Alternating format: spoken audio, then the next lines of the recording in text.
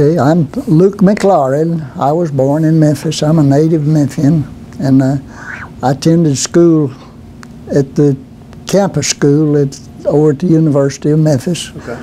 At the time, it was Normal State Teachers College. Right. And I attended Messick High School, and from there I went to Georgia Tech, stayed there for a semester, then I transferred to Mississippi State, and that's where I was called into the service at Mississippi State. Okay. So what year did you graduate high school? 42. 1942. 1942. Okay. Not 18, 19. Right. Okay. So you graduated in 1942, and then you went to Georgia Tech for, you said a year or a semester? A semester. So yeah. why did you end up leaving Georgia Tech? I couldn't come home. Right. Right. I had to get on a train, and it took a day to come back to Memphis and a day to go back to Georgia. So the distance was was too much. Okay. Yeah. So why did you choose Mississippi State? Well, I was going to be an aeronautical engineer, okay. So I was engineering college. Okay. Yeah. My grandfather worked as an aeronautical engineer for Boeing in Wichita, Kansas for a long time. So know a little bit about that. And you said you were called into the service. So That's were you drafted or did you volunteer? I volunteered. You volunteered, okay. Yeah.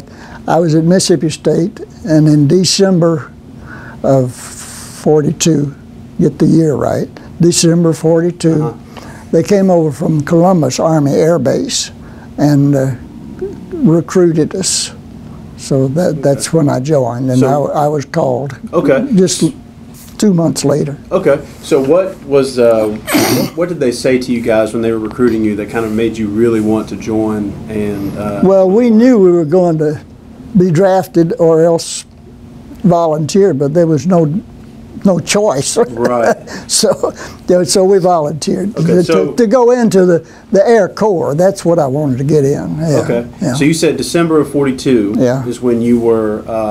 I signed up. I signed up, and then in February of 43, I was called to service. Okay. So did you go to training camp, boot camp, anywhere specific? Believe it or not, Miami Beach. Oh, okay. Well, not a bad place to go. I was there for 2 months. Yeah. Taking basic. Okay. So you were there for 2 months, and then what happened after that? Well, I was sent to Davidson, North Carolina, to the college there, to a college training detachment. Okay. And I was there 2 months. Okay. And then they sent us by train to Nashville for a classification center. Okay. Yeah. Yeah. So this is 1943. 1943. Okay. Yeah. So when you went to that center in Nashville, what was the next step after that? In other words, so how did you get all the way to Italy? In Nashville, they determined that I had a 25% color deficiency, which was red and green, so I couldn't be a pilot. Okay. So they asked me what I wanted to be, and I said I wanted to be a navigator. Okay. And they said, well, the navigation school is full. Would you like to be a bombardier? So I said, okay. Okay. All right. From there, they sent us by train. Okay. Took 7 days to go across the country because we were just sidetracked. Every time another train came by, we got on the sidetrack. Okay. And this was freight cars. Right. And they had put bunks in, metal bunks, and had a chow wagon there, so yeah, we did good on that. Right, right. And went to Santa Ana, California for pre-flight. Okay. I was there for until, get it right, October of 43. Okay. And then they sent us to Kingman, Arizona for gunnery training, and we trained on turrets and handheld machine guns and took instruments and all that sort of stuff. Okay.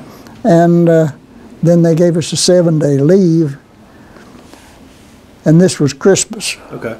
Well, it took 3 days to go from Kingman, Arizona to Memphis and 3 days to come back, so we decided we'd stay in LA.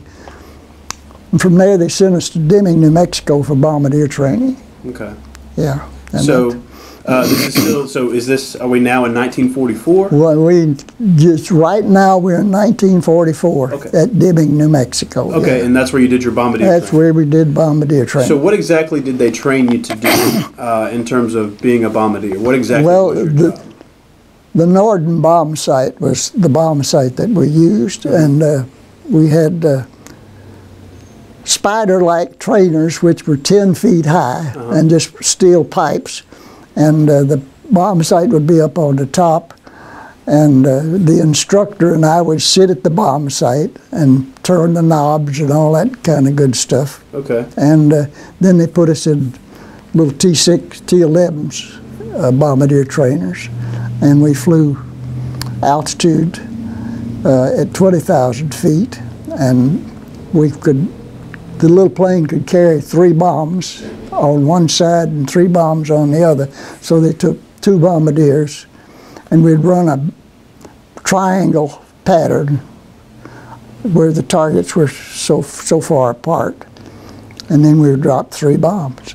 Okay. And how close did you have to get to those targets for it to be a success? We dropped a total of 80 bombs. Okay.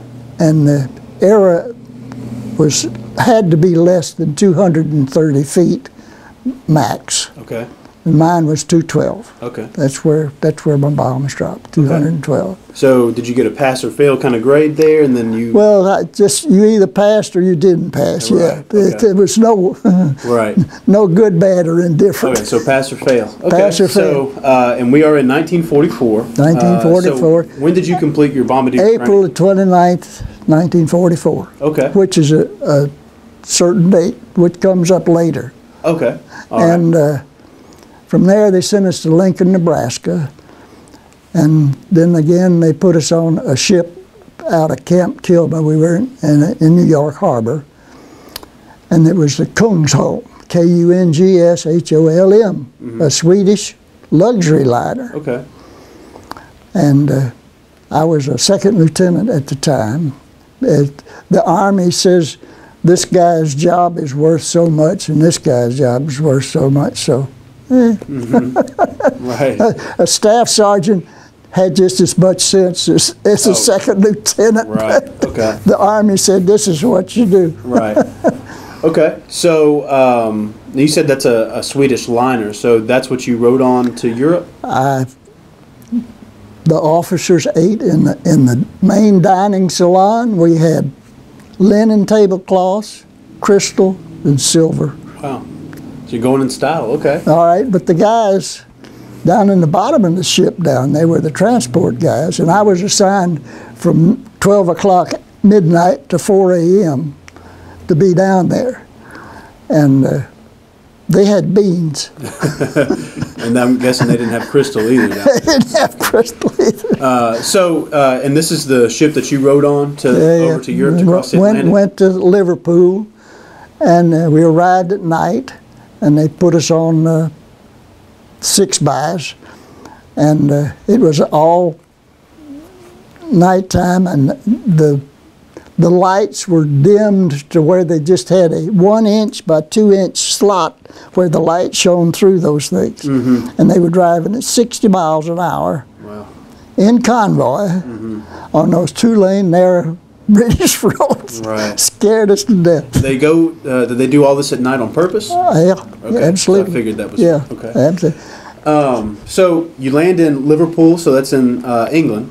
So how long were you in England before you ended up being stationed? Approximately 12 days. Okay, so pretty quick turnaround. Pretty quick turnaround. They took us to a little town in, get the direction straight, West End, England. Okay. At a little place called Newquay, N-E-W-Q-U-A-Y, pronounced Nookie. Right. Okay, and put us on a transport and took us to North Africa. Okay. And we were in North Africa for 2 weeks in our winter uniforms. And they put us up in the Sultan stables. Wow. They were all marble. Right. From there, they took us to Naples, they flew us to Naples. Did you encounter any combat in North Africa? Or was no, it was all that was over. Okay, so they had already See, been pushed I back. arrived over there in It's still 1944? 1944. It was still September, Okay. the first part of September 1944. Okay. And they assigned us to a group which was the 464th Bomb Group, B-24s. Okay. And they were 464th and the 465th Bomb Group on the same airfield. We had 2 runways. Yeah. Okay. Yeah. All right. So now you're in Naples, in Italy. Yeah. Okay. So has Italy been taken back by the Allies at this point? They were Mussolini? still halfway up the peninsula. Right. So I figured that was still going on around It was that time. still tough going up there, yeah. So y'all were pushing the Germans back up north through Italy? Supposedly, yes. Okay. So what was? So when did you see your first combat? My first combat was, well, the pilot first had a mission where he flew as co-pilot, so he could see how getting shot at was. So he would. So when he was ready to fly, he'd be our first mission was the Shell Oil Refinery on the Danube River at Budapest. Okay. And the bombardier, as we did it, the lead bombardier and the lead ship dropped the bombs, and when he dropped the bombs, everybody else hit a toggle switch to release their bombs. Okay. So that's the way it worked. So how big was your crew on these flights? At 10. 10? 10, Okay. 10 on each flight. Okay. Yeah. How many bombardiers were there? 1. So you were the only bombardier? I was the only bombardier. Okay. But now I did not ever use the bomb sight. Okay. All I ever did was hit a toggle switch to drop the bombs because I was never a lead. Right. And you said the title of that person was? He was just the lead bombardier. Oh, is that what he was called? Yeah, Okay. and he could have been a second lieutenant or a colonel, okay. as far as I know. Okay. So how many of those missions did you fly? 14. 14? Yeah. And how long did that span? All right, that's the 17th of September to the 17th of November. This is 1944. 1944. Okay. Yeah. So what types of, I guess, or what areas did you guys focus on the most? We were in southern Europe. Okay. We bombed in Austria and southern part of Germany, for instance, Munich, Innsbruck in Italy, there again Budapest and Vienna. And the big cities were the ones that had the most guns. We would normally fly downwind on our runs. We would go from what was called the initial point and turn into the target. And we would be fired at 10 to 12 minutes because you wanted to go across as fast as possible